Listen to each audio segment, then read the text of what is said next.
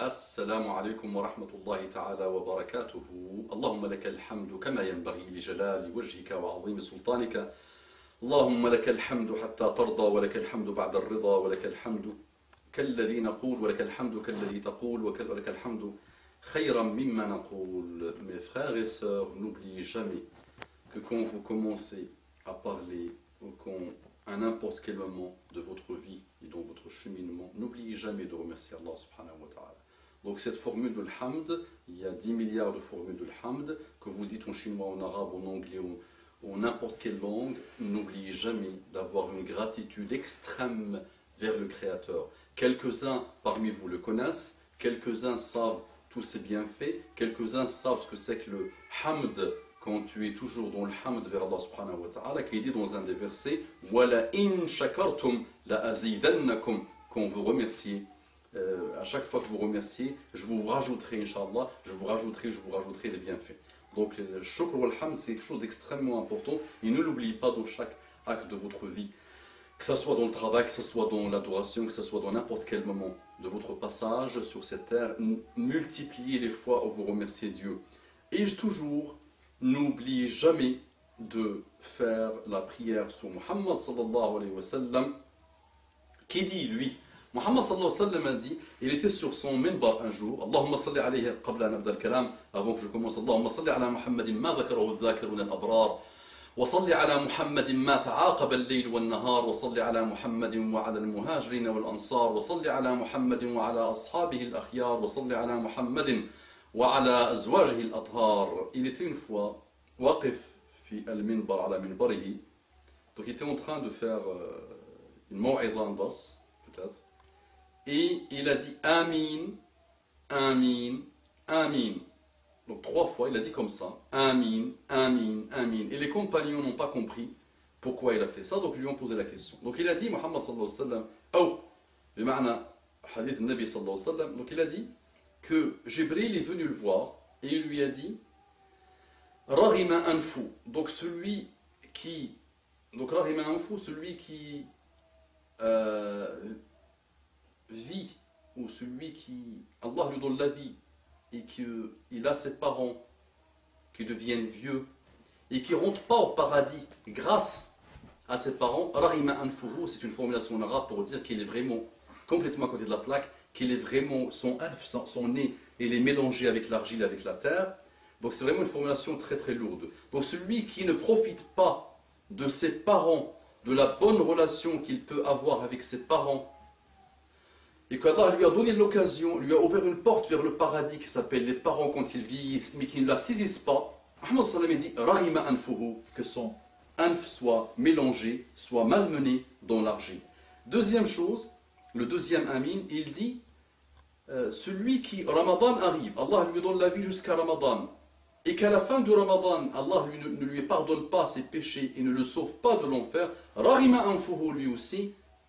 Donc une grosse formulation pour dire qu'il est vraiment à côté de la plaque, comme vous dites, complètement, il n'a rien compris, et qu'il est malheureusement malheureux. Il doit être malheureux, il doit vraiment se sentir avec un anf qui sera mélangé avec la terre et l'argile. Et la troisième, Muhammad sallallahu alayhi wa sallam dit, Man dhukirtu amamahu, Wallah, Jibril lui dit, Man dhukirta amamahu, si ton nom est invoqué devant lui, et il dit pas sallallahu ala Muhammad sallallahu alayhi wa sallam. Donc celui qui entend le nom de Muhammad sallallahu alayhi wa sallam et qui ne dise pas que la paix et les salutations de Dieu soient sur lui. Et donc c'est pour ça que vous allez souvent, Inch'Allah, m'entendre dire ça.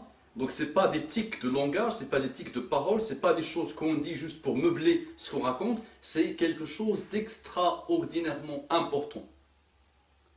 On connaît la vie des stars, on connaît la vie des grands de ce monde, entre parenthèses le mot grand s'il vous plaît.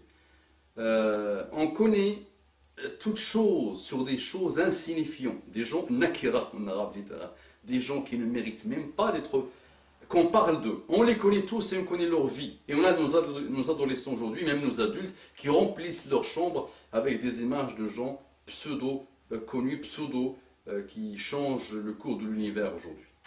Mais on ne connaît pas un qui est Muhammad sallallahu alayhi wa sallam, et qu'on doit normalement avoir, au moment de la naissance des enfants, avant même leur naissance, commencer à leur raconter des choses sur Muhammad sallallahu alayhi wa sallam. Si on suit mon conseil à moi, mon petit humble conseil, je conseille tous ceux qui dirigent les pays arabes et tous ceux qui dirigent le monde de consacrer 2 à 3 heures dans les écoles à la connaissance de Muhammad sallallahu alayhi wa sallam, qui est, comme vous le savez, pas encore peut-être, et comme quelques-uns le savent, la solution du monde d'aujourd'hui. Le message envoyé par Allah subhanahu wa ta'ala à Muhammad sallallahu alayhi wa sallam, il est la solution. Donc j'ai ouvert cette parenthèse pour vous dire attention, méfiez-vous du fait que vous ne connaissez pas, qu'on ne connaisse pas, et qu'on ne profite pas de toutes les occasions, que tu t'appelles Virginie, ou que tu t'appelles Michael, ou que tu t'appelles Martine, ou que tu t'appelles Martin, ou que tu t'appelles ce que tu veux,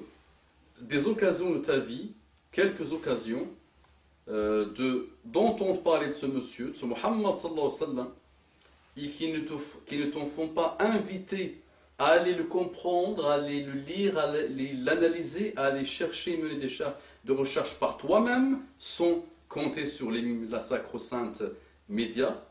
Donc, ça sera toujours, Inch'Allah, une parole qui vous rappellera cette solution et ces solutions apportées par le message divin, qui est la continuité de tous les messages. Je pense qu'on vous l'a peut-être pas assez répété. Vous savez que le musulman et l'islam n'est pas arrivé que pour les Arabes, il est arrivé pour toute l'humanité. Vous savez aujourd'hui qu'il est partout dans le monde. Et vous pensez peut-être qu'il est l'origine de tous les malheurs et toutes les guerres du monde, mais on vous a juste biaisé quelques informations. Et quelques musulmans, c'est vrai, se sont biaisés eux-mêmes des informations. Donc l'islam est une religion extraordinairement globalisante et dans une systémique totale. Et il est pour vous, il est pour moi, il est pour tout le monde.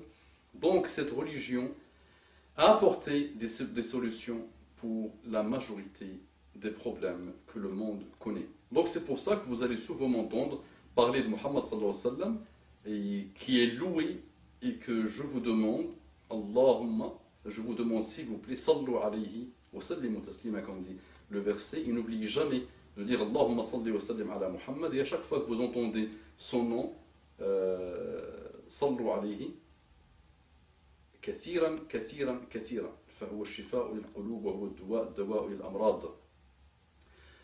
Donc qu'est-ce que je voulais dire? Donc on va toujours essayer dans ces préambules de préparer le terrain, Inch'Allah, aux solutions qui sont dans le concret, du concret jusqu'à la moelle épinière du concret et jusqu'au bout du concret. Et ça sera jamais de la théorisation pour le plaisir de la théorisation. Donc, on était tout à l'heure en train d'approcher le hadith extrêmement puissant, extrêmement global, de demander des comptes à son nafs. Et c'est vrai qu'on n'arrête pas de demander des comptes aux autres. Et cette notion vous paraît étrange, vous paraît bizarroïde, quand on vous demande de demander des comptes à votre nafs. Donc essayez de commencer à le faire. Tous les jours à la fin de ta journée, vous dites voilà qu'est-ce que j'ai fait de bien, qu'est-ce que j'ai fait de pas bien, comment j'aurais pu faire ça. Ya Rabbi, oh Allah, aide-moi à faire des choses de la manière qui fera que tu seras satisfait de moi, que je serai moi-même satisfait de moi, et que les autres aussi soient satisfaits de moi, pour que chaque atome de cet univers soit contente et fier de mon passage sur cette terre. Kullu sawabin فيما قلته فمن الله سبحانه وتعالى وكل خطأ فيما قلته فمني ومن الشيطان عليه لعنة الله. Donc toute chose bien que je dis, c'est grâce à Allah subhanahu wa ta'ala, et toute chose mauvaise ne peut venir que de shaitan et de moi-même, que Allah me pardonne. Et j'espère que je n'ai pas fait ou dit des choses qui vous ont vexé. السلام عليكم ورحمة الله وبركاته وصلى الله وسلم وبارك على سيدنا محمد وعلى آله الطيبين الطاهرين.